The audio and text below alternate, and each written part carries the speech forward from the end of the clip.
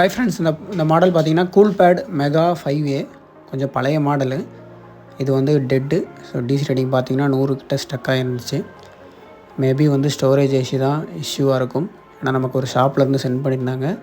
Water டேமேஜ்னு கொடுத்துருந்தாங்க.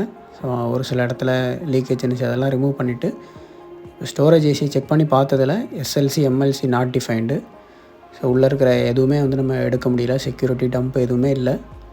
So இதோட EXT CXT மட்டும் நம்ம வந்து பேக்கப் எடுத்து வச்சுட்டு புது ஐசி ஸ்கைனிக்ஸில் 2/16 ஒரு ஐசி. ஸோ அதில் RPMPலாம் க்ளீன் பண்ணலை. ஸோ பட் வந்து இதில் இருக்கக்கூடிய EXT CXTயை ரைட் பண்ணதுக்கப்புறம் அந்த ஃபிர்ம்வேர் செக்ஷனில் போய் ஸ்பீட் ட்ரம்க்கான இந்த CPUக்கான அந்த காலமை செலக்ட் பண்ணிவிட்டு ஸோ ஃப்ளாஷ் ஃபைலை நம்ம லோட் பண்ணிட்டோம்னா ஸோ செட்டு வந்து அதுக்கான உள்ளே இருக்கிற பார்ட்டிஷன்ஸ் எல்லாமே ஆட்டோமேட்டிக்காக வந்துடும். GPT எல்லாமே வந்துடும். ஸோ அதை ரைட் பண்ணியாச்சு. ஸோ ரைட் பண்ணதுக்கப்புறம் பார்த்திங்க அப்படின்னா இந்த ஃபிர்ம்வேர் வெர்ஷன் உள்ளே இருக்கக்கூடிய ஃபிர்ம்வேர் வெர்ஷன் ஆண்ட்ராய்டு வெர்ஷன் எல்லாமே வந்து இதில் காட்டிடும். வந்து லோட் ஆகிட்டுருக்கு.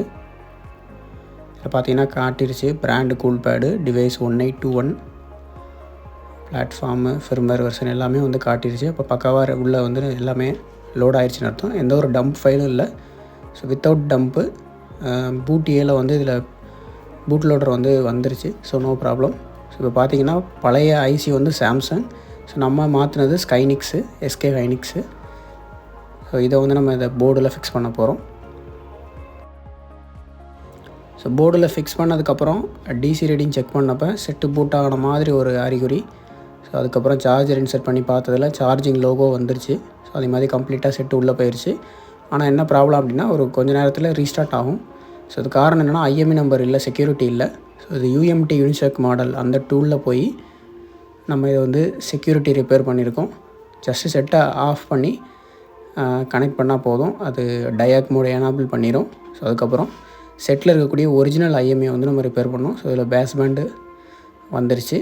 ஸோ இது வந்து ஆஃப்டர் IMEI ரிப்பேர் நான் வந்து இதில் காட்டிக்கிட்டு இருக்கேன். ஸோ IMEI நம்பர் நம்ம செக் பண்ணாலும் ஸோ IMEI வந்து டிடெக்ட் ஆகிடுச்சு. ஸோ நெக்ஸ்ட்டு வந்து சிம்மு போட்டு செக் பண்ணி பார்த்ததில் 4G வோல்ட் ஆப்ஷன் எல்லாமே பக்காவாக இந்த செட். இந்த மாதிரி உங்கள் ஃபோனில் எந்த ப்ராப்ளமாக இருந்தாலும் சரி பண்ணிக்கலாம். நீங்கள் நேரடியாக நம்மளை காண்டாக்ட் பண்ணலாம், அல்லது கொரியர் மூலிமா நீங்கள் உங்களோட ஃபோனை சென்ட் பண்ணி விடலாம். ஸோ குயிக் அண்ட் பெஸ்ட்டாக நம்ம பண்ணி கொடுத்துட்ருக்கோம். மறக்காமல் நம்ம பேஜை ஃபாலோ பண்ணி வச்சுக்கோங்க. உங்கள் ஃப்ரெண்ட்ஸுக்குமே ஷேர் பண்ணுங்கள். தேங்க்யூ.